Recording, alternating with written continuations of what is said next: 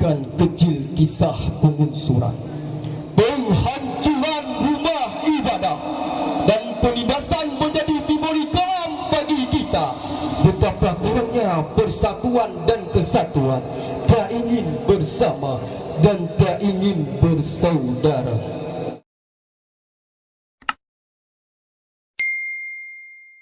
Memeluk agama yang taat adalah jalan untuk menjadi warga negara yang baik.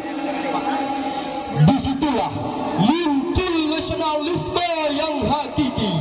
Khalifatul Syekh Kiai Haji Hashim Al-Asy'ari merupakan pendiri Nahdlatul Ulama, memperkenalkan prinsip dasar tentang nasionalisme dengan fatwanya yang terkemuka, Hubbul Waman Minal Iman.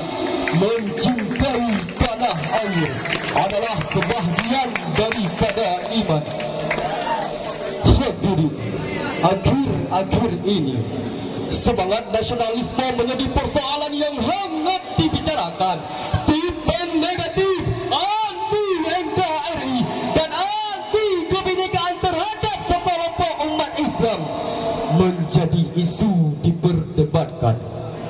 Masing-masing pihak mendeklarasikan dirinya sebagai kelompok yang paling nasionalis, Pancasila, hak kami, sementara kelompok lain dituduh radikalis, intoleransi dan tidak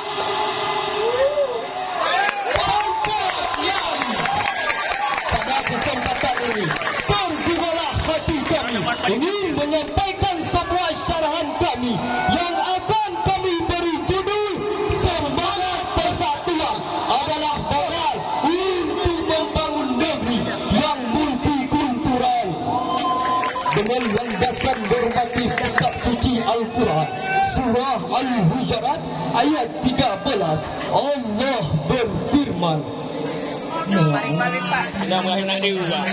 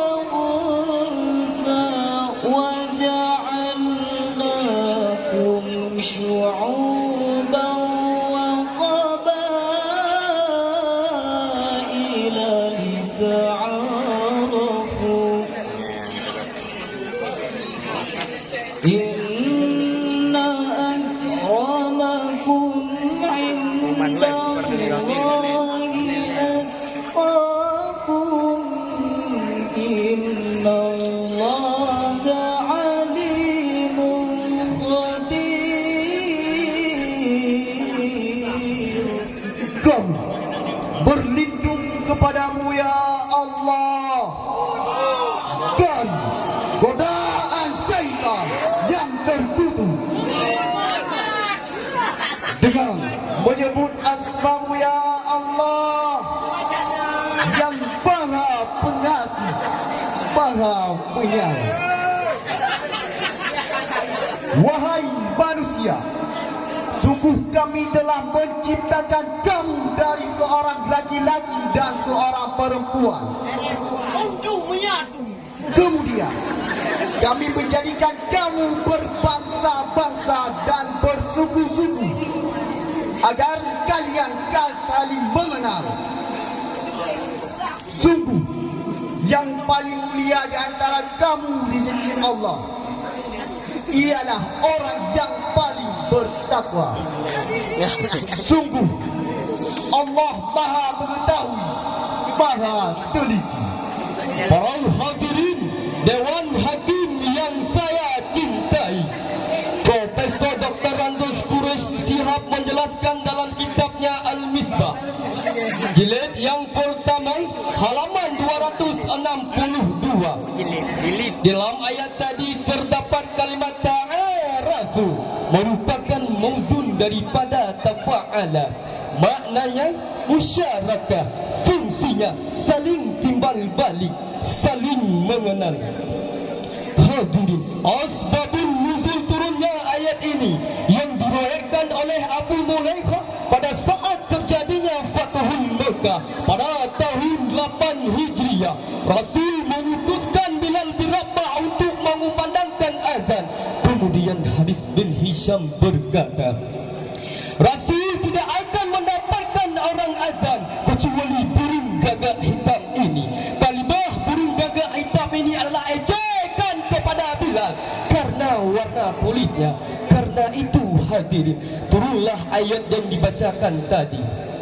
Dengan kepenegasan kemuliaan Allah manusia di hadapan Allah. Karena itu hadirin, mari kita samakan gerakan, wujudkan kekompakan, padukan arah tujuan, satukan persepsi, hidup sehati, berjuang tanpa henti. Indonesia tanah air tercinta, memiliki suku dan jelita, bertolak budaya, beragam bahasa, suku yang berbeda-beda. Perbedaan yang ada dengan sampai melahirkan perpecahan. Karena Indonesia satu nusa, satu bangsa, satu bahasa. Bersatu kita teguh, bercerai kita runtuh. Betul hadirin. Dengan ketegasan Allah dalam Al-Quran surah Al-Imran ayat 103, Allah berfirman,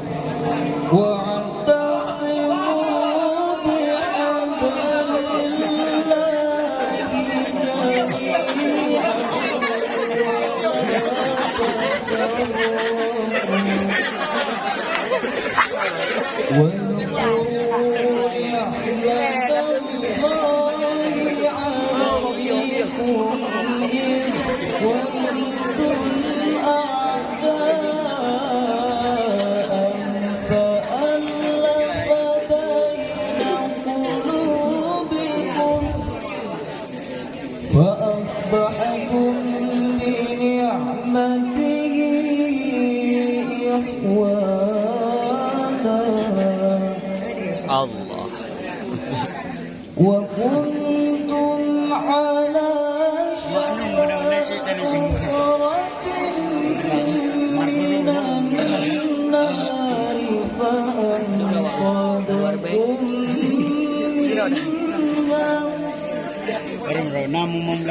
كذلك يبين الله لكم آياته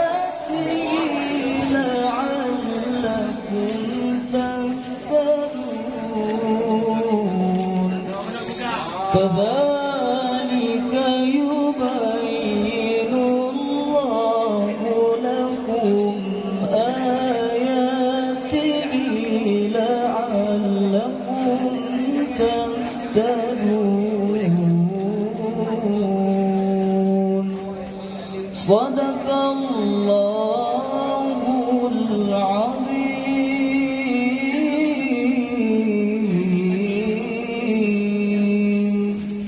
Dan berpegang teguhlah kamu semuanya pada tali agama Allah. Dan janganlah kamu bercerai-berai. Dan ingatlah nikmat Allah kepadamu ketika kamu dahulu masa jahiliyah bermusuhan. Lalu Allah mempersatukan hatimu sehingga dengan karunia-Nya kamu menjadi bersaudara. Lalu Allah menyelamatkan kamu dari sana, sedangkan ketika itu kamu berada di tepi jurang neraka. Demikianlah Allah menerangkan ayat-ayatnya kepadamu agar kamu mendapat petunjuk. Maha benar Allah atas segala firman-firman-Nya. para hadirin Dewan Hakim yang kami muliakan, di dalam tafsir Al-Quranil Azim jilid yang pertama halaman 228, Imam Jalaluddin As-Sayuti dan Imam Jalaluddin Al-Mahalli menjelaskan bahawa wa'tasimu ay tamassaku bihablillah ay dinillah.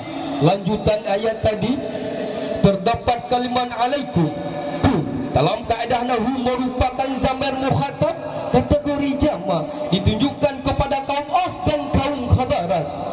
Sedangkan dalam Qasyah Sawi, Imam Sayuti menjelaskan bahawa wala tafarraqu ay tadawwamu 'ala al-ijtima'i wala yakum minkum tafarruqa. Konsisten dan istiqamah dalam ketuhanan dan kesatuan. Islam tidak mengharapkan kita untuk bercerai-berai. Rasul bersabda dalam hadisnya, al-mu'minu kal jasadil wahid. Orang mukmin laksana satu tubuh. Jikalau sebahagiannya sakit, maka seluruhnya ikut menderita.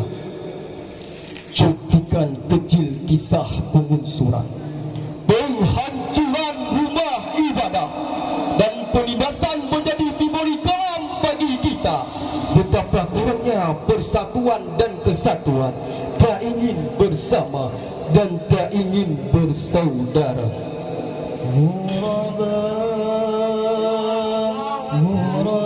Diawali pengusuran di Siti Tuban dan penyerangan terhadap ulama di Lampung.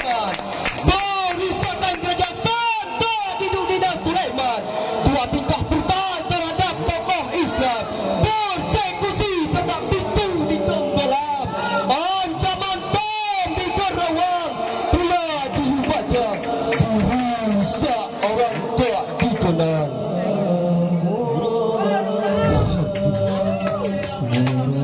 Bayangkan hati, mereka dipaksa memakan makanan haram. Mereka menghafal anti bandara komunis dengan cara yang sadis dan ekstremis. Bayangkan hadirin, mereka ditahan di balik tembok besar, tangannya diborgol, kulitnya disakiti, disiksa dan dianiaya. Ruang dasar dan asa, hidup yang tak berguna.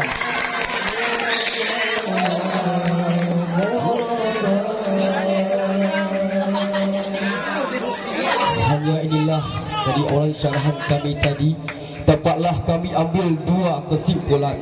Yang pertama, persatuan dan kesatuan memerlukan kesamaan langkah dan menjadikan persekusi, dan menjadikan persatuan terus menjadi melangkah.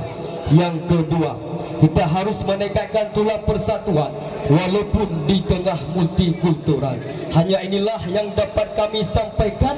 Lebih dan kurang mohon dimaafkan. Indonesia tanah air tercinta, tempat mengabdi untuk selamanya. Kami siap membela bangsa sampai jasad memisahkan jiwa. Al-Qaina birrahmah wa faradna bisalam. Kita berjumpa dengan rahmah dan berpisah dengan salam. Assalamualaikum warahmatullahi